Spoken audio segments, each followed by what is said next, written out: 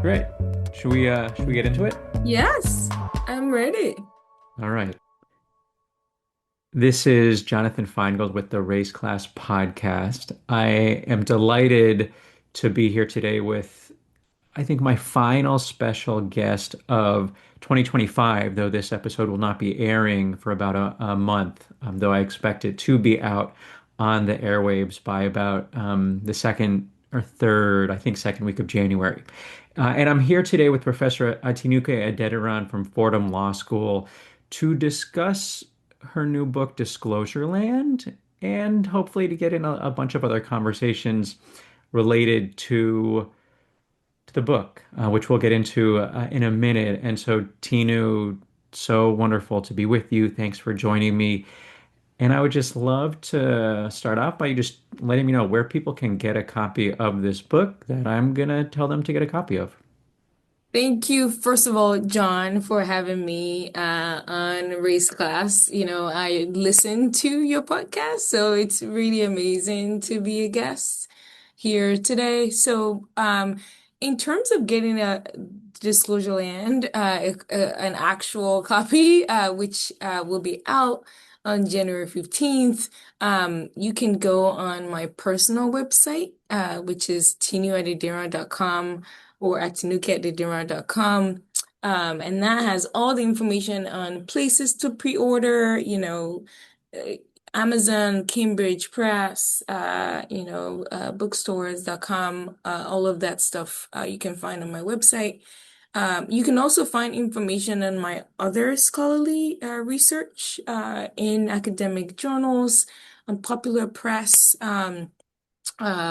Publications as well.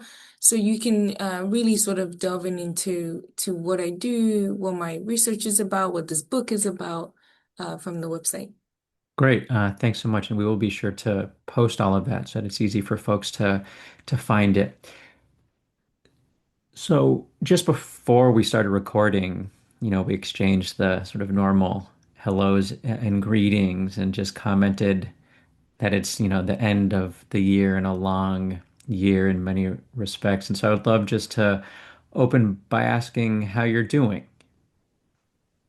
Right. And you don't mean how am I doing in terms of today, it is the end of the year, it is a busy time, but I think you mean uh more than that, right? Just to clarify. Yeah, I mean, this has been a really hard year. We are, there's different words that scholars are using to describe the state of governance in the United States, whether we are, competitive authoritarian, whether this has sort of slipped into a sort of state of fascism. And, I think that's hard for many people in different sorts of ways. Certainly, particularly challenging time for scholars of color, especially those who are writing about race and racism, because there is a very well-resourced effort to both discredit the work and to actually push ideas and people out of, you know, public discourse in universities themselves. So yeah, I really am asking the question in a not just like passing each other in the hallway and, saying hello, but just checking in. Yeah. I mean, I'm doing okay in general. In light of all, as you've said, it's a really hard time. I do sometimes wish political conditions were different and that most institutions are responsible to change right now. But I believe there is an opportunity here too to show at least a full trajectory of how corporations, and I think other institutions as well, use public statements strategically, and that people know that we as society are influenced by how companies treat and speak about issues of race. So even in a moment of retreatment like we are in, can be important to fully appreciate that process.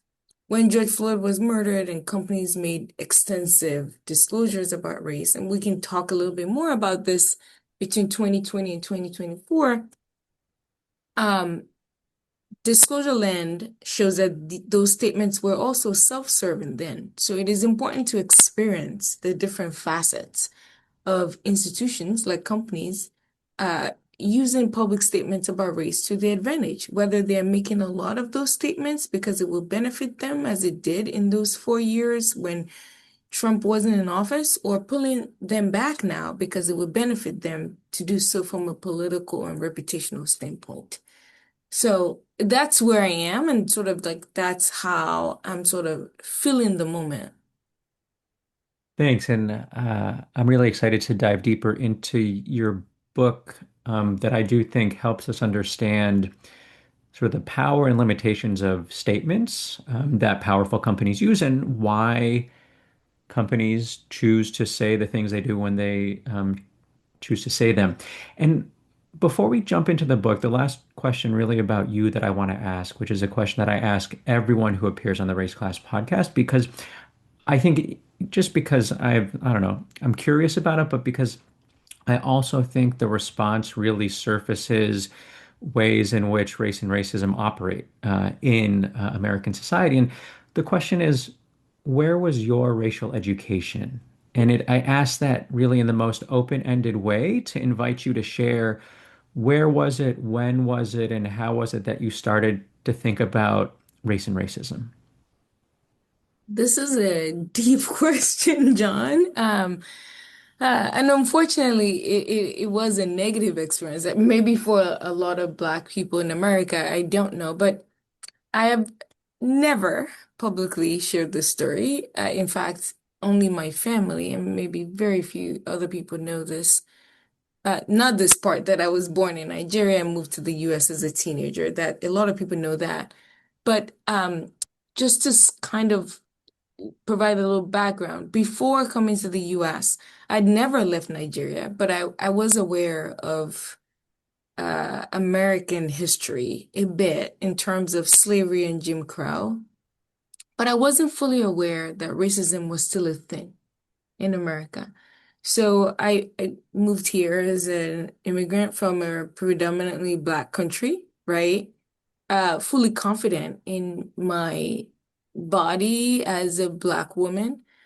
Fast forward 2 years later in the US, I had a summer job in college on Long Island in one of the five towns.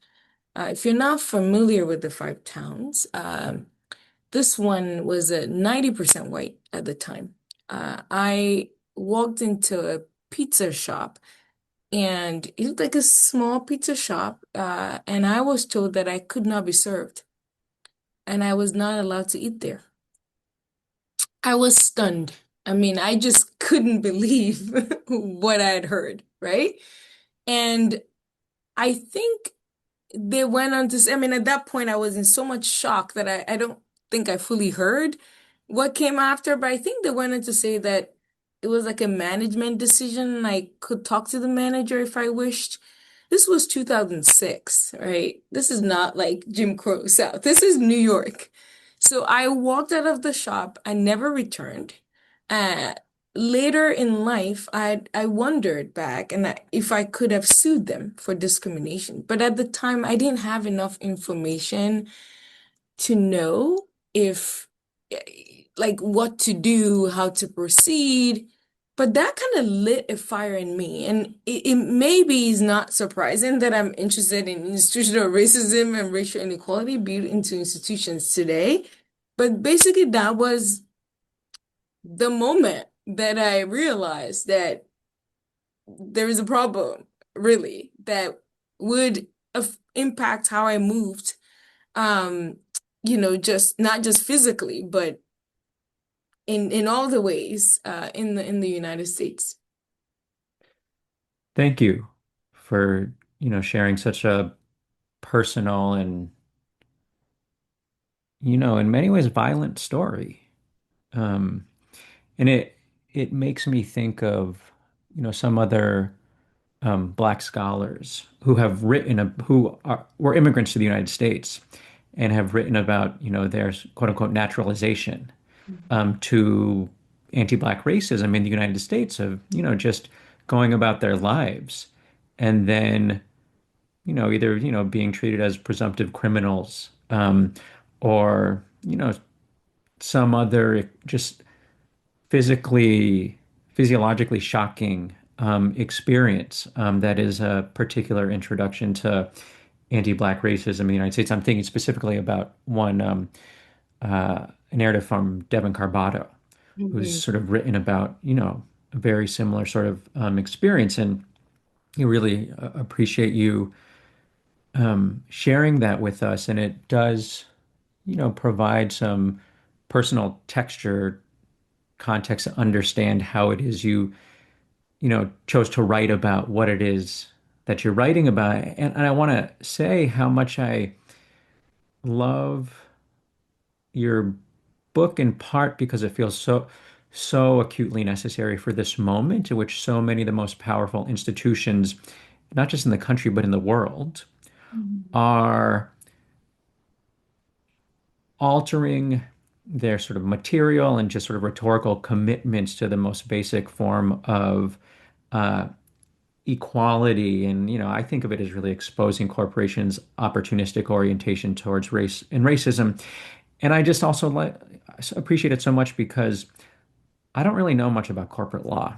I have strong opinions about corporations, but legally this is outside of my comfort zone. Like disclosure statements, I don't actually understand how much of that works. And it reminds me of a conversation I recently had with my colleague Steve Dean, who published a book recently on international tax law and how that governs what he thinks of as a sort of global Jim Crow. And it's just so personally, um, it's an honor to be able to sort of be in conversation with folks like you who have really sort of pinned down some of this stuff from areas of law that I'm unfamiliar with. And so I would just love to hear a little bit more about how you came to write about this sort of intersection between race and corporate law, if that's even the right way to describe it, or more specifically, race and corporate disclosure. And so I guess that's just a way to ask you to share how it is you became a scholar of what you are a scholar of.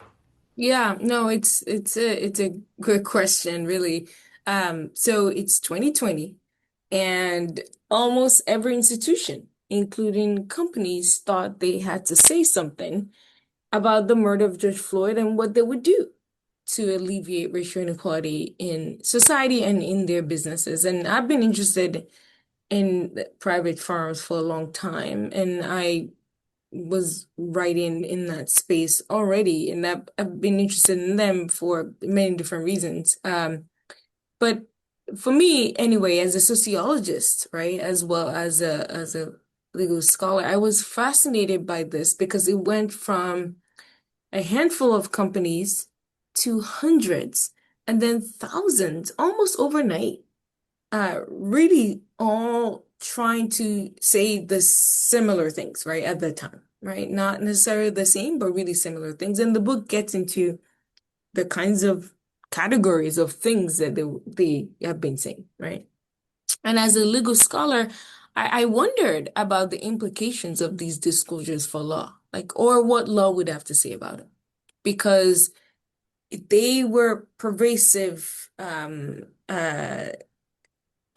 really in many ways intentional, and sort of they spread so quickly. And that is a phenomenon as as a sociologist that just was like fascinating. And I wanted to study that, right? So Disclosureland uses a lot of data to sort of map that out as well. Can I ask you, like, thinking back to that moment, so 2020, and this is not a question that I had flagged in advance, but it's just something that I'm really drawn to ask right now. Given your personal, scholarly background, expertise, everything, in that moment in 2020 when you were witnessing really this cascade of statements that were, I think, intended to at least rhetorically position companies as taking a stance against racism. Did you view that cynically? Was it as just opportunism? Were you hopeful that it would lead to some material change? I guess I'm just really curious if you can think back to that moment and how you were sort of thinking about what you were seeing. Yeah, I was hopeful actually. And maybe that's naive of me knowing what I know about private institutions, but I thought that moment was different. And, I know some about history at this point, and there is a parallel with the 1960s, and, the book has some history as well, the civil rights movement and the sort of change that did occur. Um, Now, the difference between that moment and now is the political shift that has happened in the US. At the time, eh, even though it might not seem that way, the sort of political stance, at least of the executive branch, was different, right? And I'm working on a project now mapping out the power of the president, this the office in shaping racial equity in America from the 1930s to the present. And you can see how the president really does matter in how they, sort of where they stand politically, on issues of race. So that's that's the difference between now. But in 2020, Trump was in office, but there was this hope that he would be out, right? I don't know if you remember that. There was this, Well, I yeah. remember. We were all thinking this is a 4-year thing. It's gonna be over soon, and everything is gonna be fine. And so there was that hope that, okay, and he did leave, right? So President Biden came in, and lots really did seem like it was about to change. So I was hopeful, um, but with some um I was hopeful, but I also looked at the data and it wasn't mapping out. So this is sort of the person versus this researcher. So I was hopeful and I was like, this seems like when I just the statements, right? Just the moment as it started, but as I dug in was when I realized that it wasn't what I thought it was gonna be. So that's a really nice segue into the book, but I do want to flag something that you said and just the relevance of the president and the office of the presidency, and really at a minimum,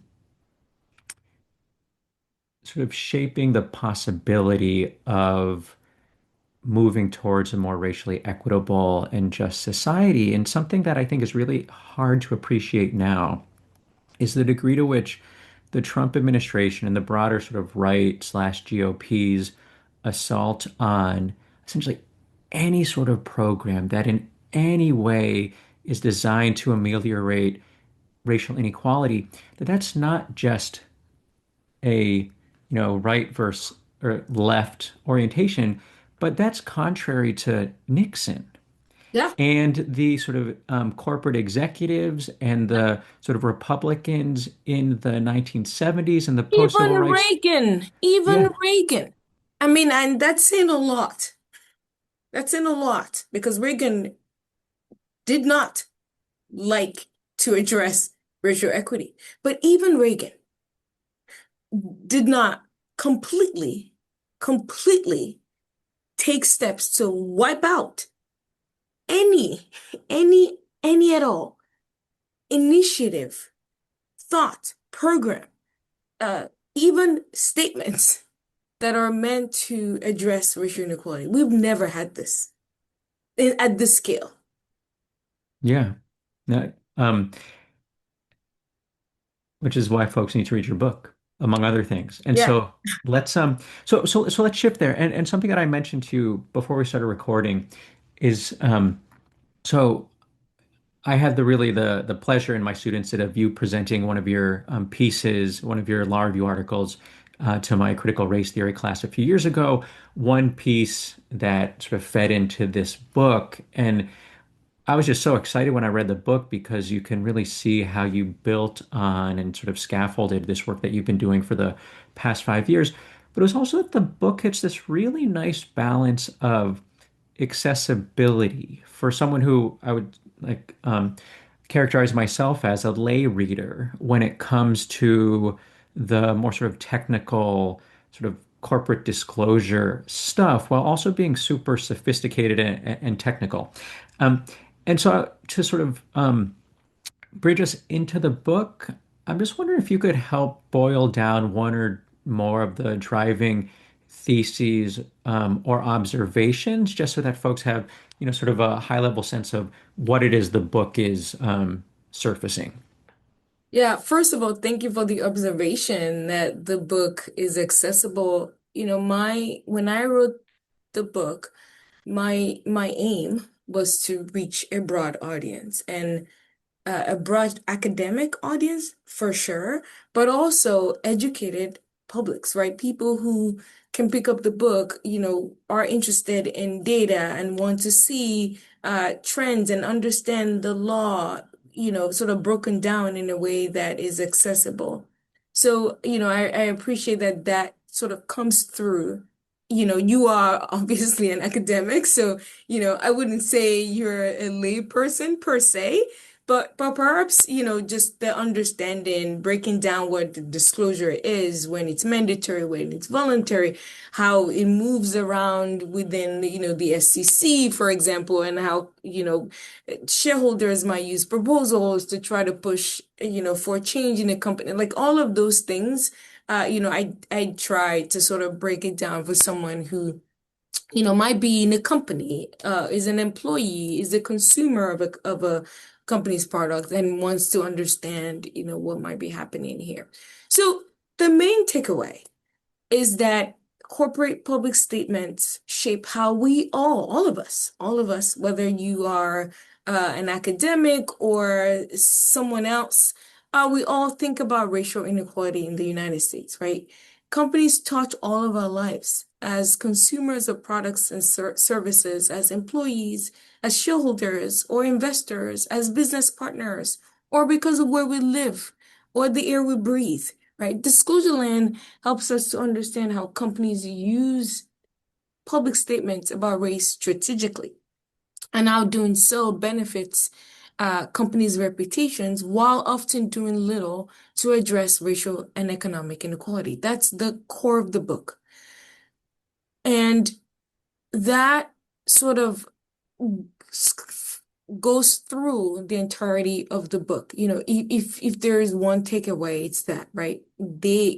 Companies use public statements to strategically to shape how, we all think about racial inequality, and it's really to benefit them in terms of their reputations, and it does very little, even when they're talking about racial inequality, it does little to actually address those inequalities. So I will say, just on your point about me maybe not being a lay reader, I think most of what I know about how corporations work comes from watching Succession, Ah, uh, and in this specific space, I'm you know um, actually quite unsophisticated in thinking about it, and so I appreciated how your book nonetheless sort of helped me sort of map what was going on. And then this other point I think is just so key in sort of linking or holding at the same time the reality that public statements from corporations are strategic and self-interested, self-motivated, as part of what is, an openly sort of um, profit-driven business model. But they also matter because they do shape public understanding and common sense about why the world is the way that it is. Yeah. And one of the sort of primary fronts or fights that is happening right now, but I think is made insufficiently explicit, is that for the Trump administration, for Stephen Miller, for Russ Vought, for Russ Douthat or whatever, like from the New York Times, the claim is not that inequality doesn't exist. It's that inequality is natural and that there should be racial and gender disparities in all of these places. And so when corporations get out of the space and they stop troubling the fact that, all these elite enterprises are overwhelmingly white, overwhelmingly male, they just open the door for these like deeply um, problematic bad actors to tell a story that is meant to just legitimize and justify an unequal reality. And it is, this tricky place to figure out how to, think about, or at least, there's some complexity to think about that sort of dynamic where the statements, it is just about the company and self-motivated, but it matters as part of sort of this broader sort of contestation over like whether we actually should be a country in which everyone is treated with equal dignity. No, that's right. And we, we often think of when companies say whatever, it's like, oh, cheap talk, they just don't mean it. Well, maybe they don't, but it's sort of uh it's playing into how we all think about that issue. Right? So we pick it up or, it's sort of, many people are employees of these companies, right? And so either way, it's shaping, your experience, whether or not it's cheap talk, right? And so it's not just, mere words that who cares what they say. It actually has implications for societal um, thoughts and ideas and experiences around race and racism. So I want to flag a passage that appears early in your book and just sort of invite you to respond. And I think this builds nicely on the conversation we're having. So you write that following or after quoting powerful anti-racist statements that Amazon and Walmart made pretty soon after the murder of George Floyd, this is what you write. These corporate words seemed like they mattered. It seemed like corporations were beginning to reckon with racial injustice. A corporate chief diversity officer I interviewed for this book told me that 2020 was a time of awakening, in that it established an attentive audience, quote unquote, inside of the employee base from executives all the way down. And so, yeah, maybe, just reflecting or building on what we've been saying, I guess I'm just like interested in your reflection just on that passage and that statement from the person you interviewed, or just maybe, I don't know, you could share more about sort of other folks that you talked to while writing the book, because that does suggest that it wasn't just performance, but there actually was some that people were getting a little woke. In the sort of best, like non-pejorative sense of the word. And um, is there a truth to that, or were we all just, a little, naively hopeful? Yeah, I mean, one of the, I think, greatest um, assets, I suppose, for me in writing this book was that I was able to interview people, chief diversity officers and chief sustainability officers throughout my writing process. Hmm. So from 2021 through 2025. And I that's great because it was as they were experiencing these things. So the interview you quoted was, I believe, from 2023 or 4. And at that time, essentially, someone sitting in the office of a chief diversity officer was doing a lot of championing this, right? Trying to get people to understand. And it seemed, right, as this person said, that everyone, all of a sudden we had these executives. This is why those statements were made, right? George Floyd is murder. Everybody's like, whoa, this is what my employees have been telling me. I can see the problem. What can we do about it? And you saw a wave of hiring of chief diversity officers at the time, right? The result was from this awakening, quote unquote. And that sort of happened across, right? Many, many different companies. But there is this idea, right, that Trump came into office and companies began retracting their previously made disclosures en masse, right? And the book talks about that.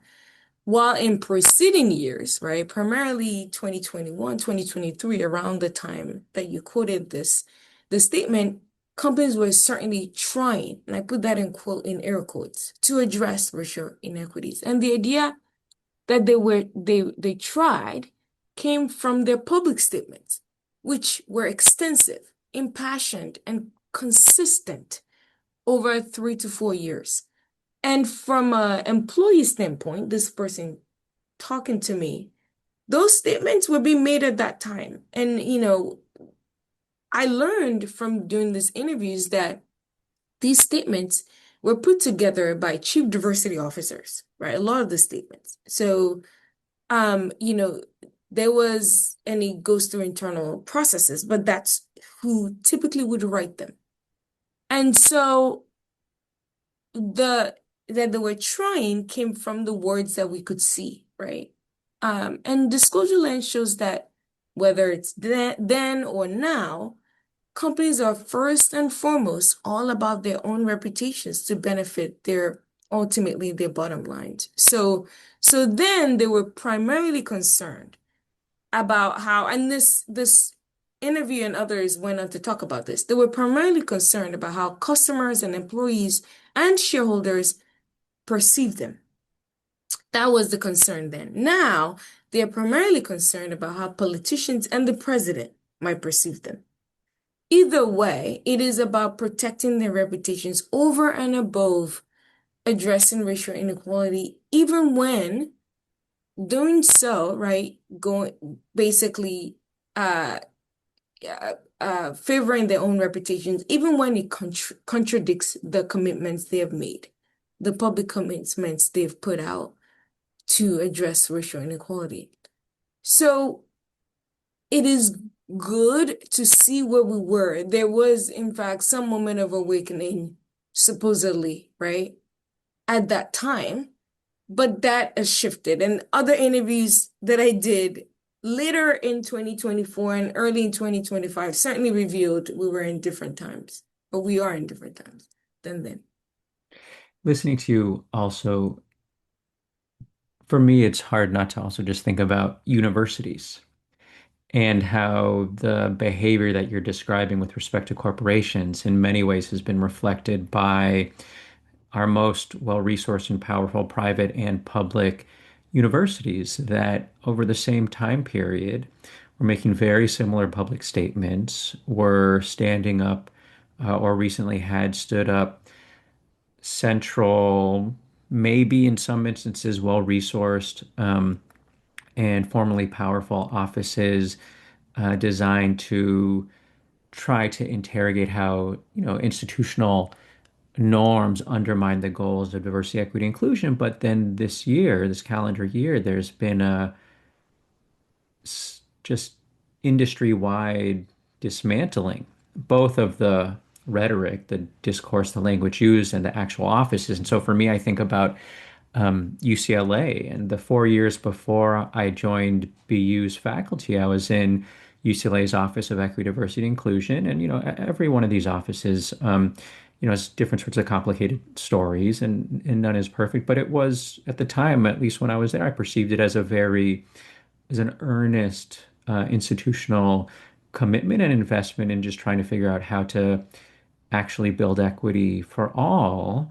And my understanding is that that office, which had, serious resources, or at least meaningful resources, and due respect, is essentially a closet now. And it's hard to understand that as something other than, you know, um, prioritizing reputation in a particular sort of way than any substantive or principled commitment to, especially at a public institution like UCLA, um, just doing the right thing that also is integrally connected to the what at least should be the most basic mission of the education of the institution. And so I guess from there, like there's a number of concepts that you introduce in the book. And one that I was really intrigued by was this notion of race conscious retraction, which I think is sort of related to what we're talking about now.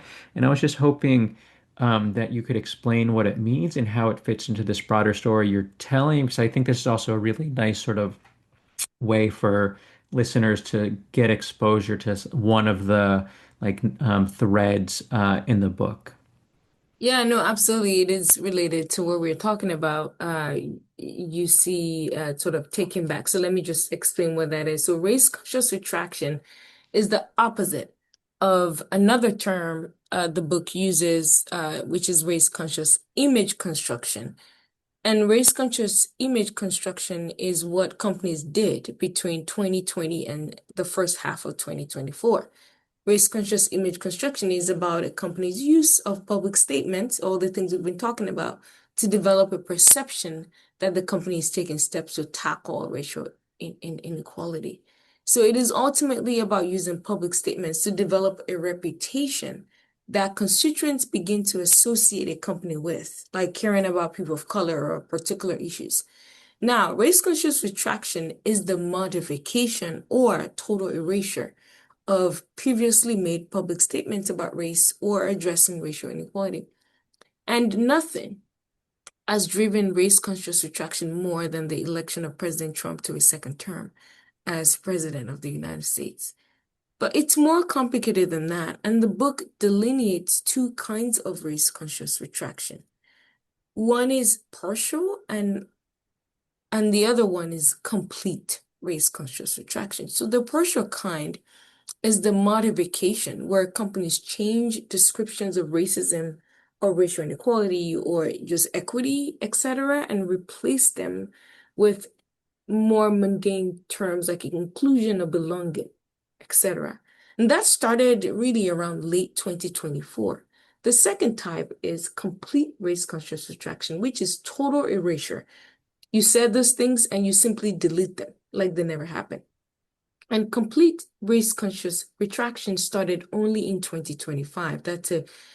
After, right as soon as President Trump came into office, he put out that executive order and lots of rhetoric about DEI and named companies, government contractors, and others, and implicated all of those institutions in what is he has called illegal DEI. That's when we started to see um, that sort of complete where companies would literally wipe out what they had originally said. But this is, and the book really sort of shows how that process happened in, with companies. Thank you. And I think for me, just that story also reflects how there's I think, misplaced tendency to describe the choice not to talk about race in particular explicit ways as somehow either neutral or sort of not talking or Right. not taking a position um, because in the context in which this is all happening, the retraction is a choice and it is action and it is um, yeah Yeah. leaving open space for the narratives that are coming out of the federal government and that are often targeting members of of the corporations or the institutions. And so I guess to shift a little bit, maybe a little bit more forward looking, toward the end of the book, there's a section titled What the Federal Government Should Do. And I take it that this is um, sort of offered, with, given that there, could be a shift in landscape with, to the extent Donald Trump, who now, seems, I guess maybe it was Alan Dershowitz, who recently reported as suggesting, like a third term, like that could be constitutional. It would not be. Um, but so it does seem like you're imagining a moment in which there is a federal government that is not hostile to the project of racial equality, but actually committed to it. And so I would love to hear just you share more about what your vision is for a federal administration that is committed to racial equality, but also maybe other actors who even outside of that could be taking steps to, promote a more egalitarian vision of society, whether, it's private actors, whether it's state governments. So yeah, what are some of the prescriptions or positive sort of steps that you outline in the book?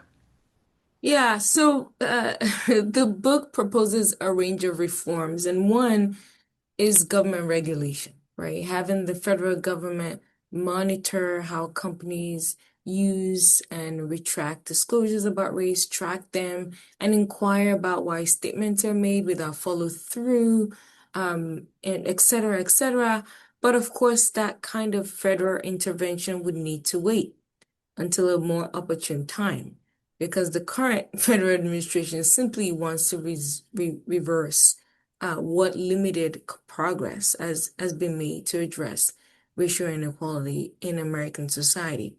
So, in the meantime, the book includes a call to action for many groups. So, consumers, employees, shareholders, even stock exchanges, the media, nonprofit organizations, state governments. If you're one of the groups I've mentioned, this call will be helpful to you. It provides steps you can take to provide some level of accountability for how companies use and take away public statements about race without explanation or reason at times in ways that signal that the issues were not that important or have become less important. So it's really for, you know, all these groups who are tied to the corporation in some way, we in corporate law will call them stakeholders, if you will. Um, but it's really to try to get them to step into that role of accountability, uh, you know, uh, uh, if you will, regulators, for the time being while there's hope that a future federal government can do more. And we saw some of that beginning to happen during the Biden administration. All of that has now been reversed, but there is a possibility that that could be a future. Well, thank you so much, and thanks for joining for this conversation. Before we sign off, I would just love to invite any final thoughts or reflections.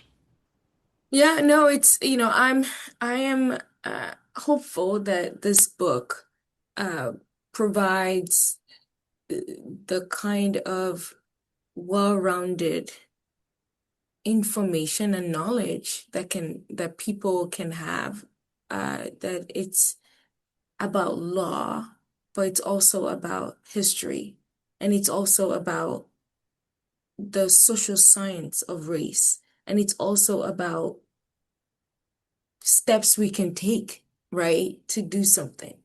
It's all of those things. And I'm hopeful that, whether you're an academic or just someone out in the world, you pick up Disclosureland and you can learn something about how all of these things work together, and what we might be able to do to put some accountability in place.